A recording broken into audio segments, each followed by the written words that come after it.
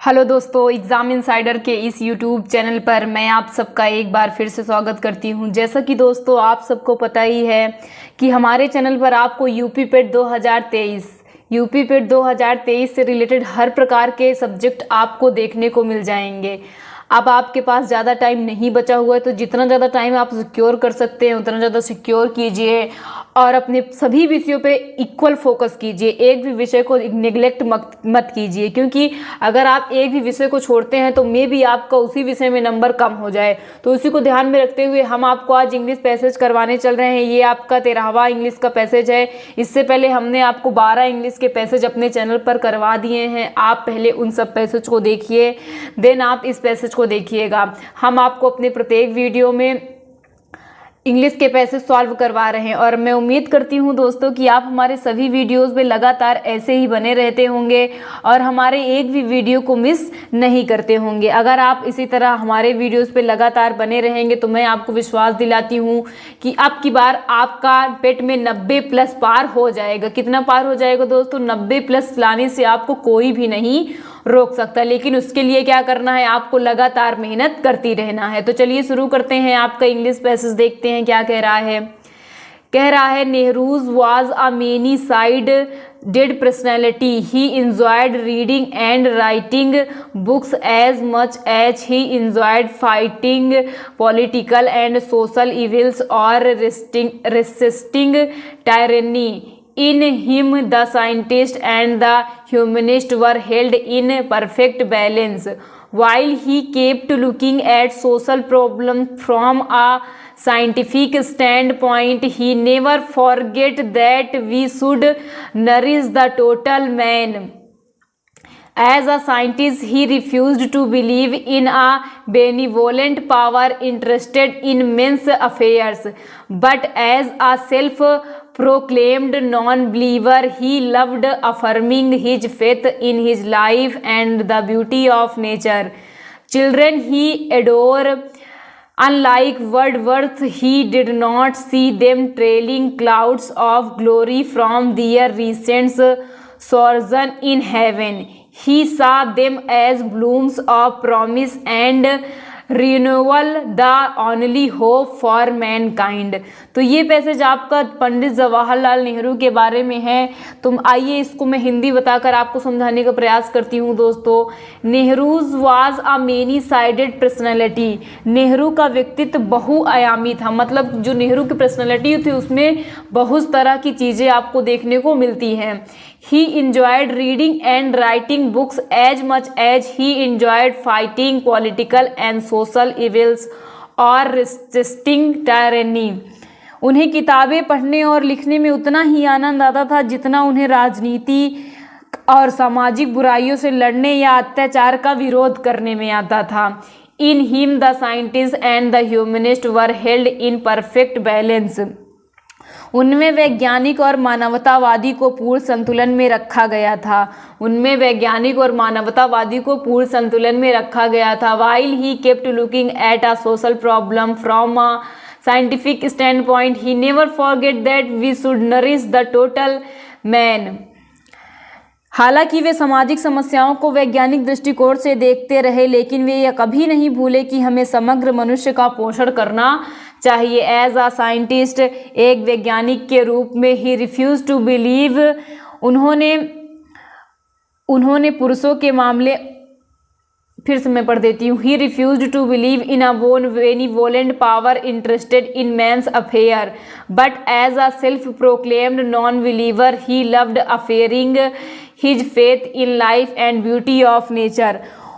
उन्होंने पुरुषों के मामले में रुचि रखने वाले एक परोपकारी शक्ति में विश्वास करने से इनकार कर दिया, लेकिन एक स्वघोषित अविश्वासी के रूप में उन्हें जीवन और प्रकृति की सुंदरता में अपने विश्वास की पुष्टि करना पसंद था।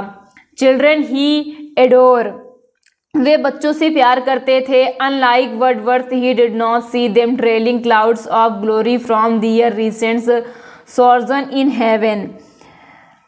वे वर्डवर्थ के विपरीत उन्हें अपने हालिया गौरव के बादलों से पीछे चलते नहीं देखा। स्वर्ग में निवास करो। He saw them as blooms of promise and renewal, the only hope for mankind. उन्होंने उन्हें आशा और नवीनीकरण के फूलों के रूप में देखा जो मानव जाति के लिए एकमात्र आशा थे। तो ये आपका पैसेज है दोस्तों हिंदी में। अगर आपको कहीं भी कोई भी प्रॉब्लम हुई होगी तो प्लीज़ हमें कमेंट करके ज़रूर बताइएगा, और साथ ही साथ आपको पैसेज ना पढ़ना आता हो तो फिर भी हमें कमेंट करके बताइएगा। तो चलिए देखते हैं पैसेज के क्वेश्चंस आप किससे क्या कह रहे हैं।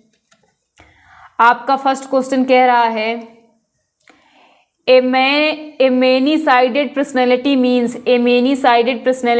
a person having varied interest, a complex personality, a capable person, a secretive personality। तो आपका सही ऑप्शन हो जाएगा फर्स्ट वाला। क्या हो जाएगा दोस्तों? फर्स्ट वाला। ए मेनी साइडेड पर्सनैलिटी मीन्स का मतलब होता है a person having varied interest, मतलब एक ऐसा आदमी जिसे बहुत सारी चीज़ों में इंटरेस्ट हो। नेक्स्ट क्वेश्चन आपका कह रहा है दोस्तों, आपका नेक्स्ट क्वेश्चन देखिए, Pandit Nehru enjoyed restricting tyranny, reading and writing books, doing all these and more much, fighting political and social evils।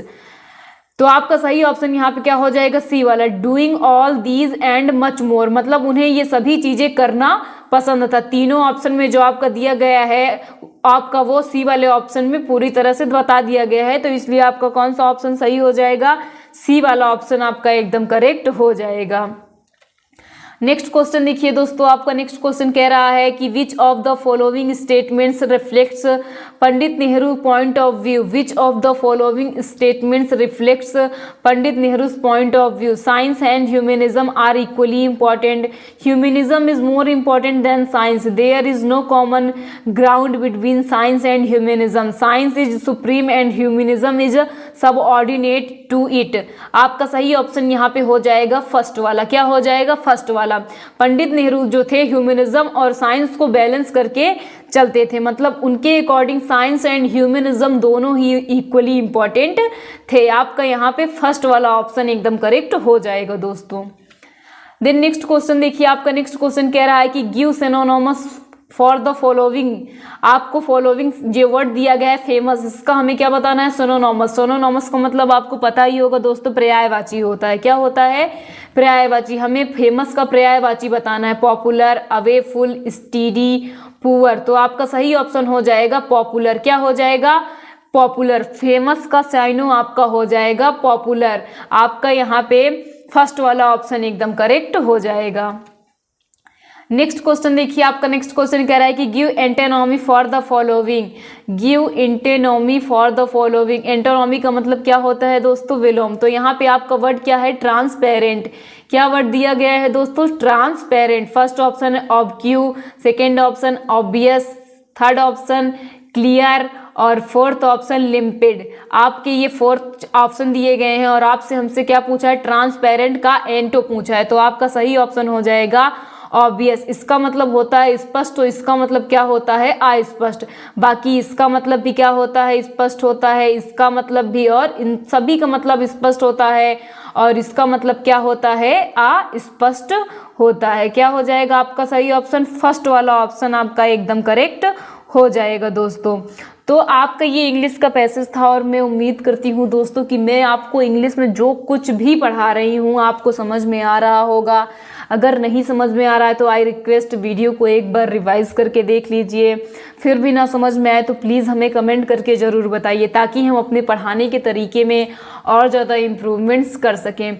साथ ही साथ दोस्तों, अगर वीडियो पसंद आ रहा हो तो प्लीज़ वीडियो को लाइक कर दीजिएगा, साथ में आए बेल आइकन को, और साथ ही साथ चैनल पर नए हैं तो चैनल को सब्सक्राइब कर दीजिए, साथ में आए बेल आइकन को भी प्रेस कर दीजिए, ताकि हम आपके लिए जो नए नए वीडियोस ला रहे हैं उन सब की नोटिफिकेशन आपके पास टाइम टू टाइम पहुंचते रहें। तो इसी के साथ मैं आपसे कल की वीडियो में फिर से मिलती हूँ। थैंक यू दोस्तों।